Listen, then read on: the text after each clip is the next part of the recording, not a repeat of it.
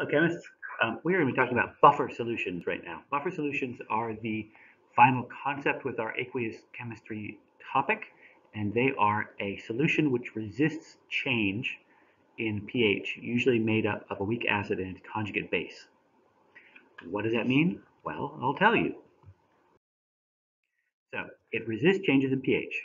Fair enough. What does that mean? Well, it means if you add a little bit of something acidic to it, it doesn't change pH very much. If you think about a normal solution, like just a beaker of water, and you drop a couple of drops of acid in it, the pH will drop. Like if you put acid in it, it gets more acidic, pH drops. Makes sense. Ditto with the base. Pitcher of water, add some of a strong base, and the solution gets more basic. But if you have a buffer solution, that doesn't happen. You have a beaker of a buffer solution, and you drop a little bit of acid in it, and the pH does not change. And if you add a little bit of base to it, it does not change. There's a certain amount of acid or base that it can resist without changing pH at all before the buffer solution is overwhelmed, and then the pH begins to change. A good example of this is your blood. Your blood resists changes in pH because having blood that is too acidic or too basic can be deadly, can kill you. All right, so blood is one example. There's a bunch of other industrial examples. There are industrial processes which need to happen at very specific pHs, so you would want to have a solution which can remain at a pH. Those are often organic reactions, like making medicines, or I think a lot of dyes work that way. And using a buffer solution can keep the pH at that right level by resisting any changes in pH. So think about what happens when we add hydroxide ions to CH3COH, that's acetic acid. So the acid donates a proton. The acid here donates a proton. So it gets rid of a proton, which can attach to any hydroxide in solution to make water. And think about what happens when we add H3O, hydronium, to acetate, CH3COO-.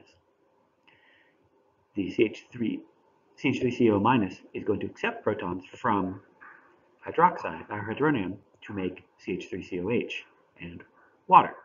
So you're back to up here. That goes to there, and that goes to there. So these two equations kind of run into each other. The products of this reaction are the reactants of this reaction, and vice versa.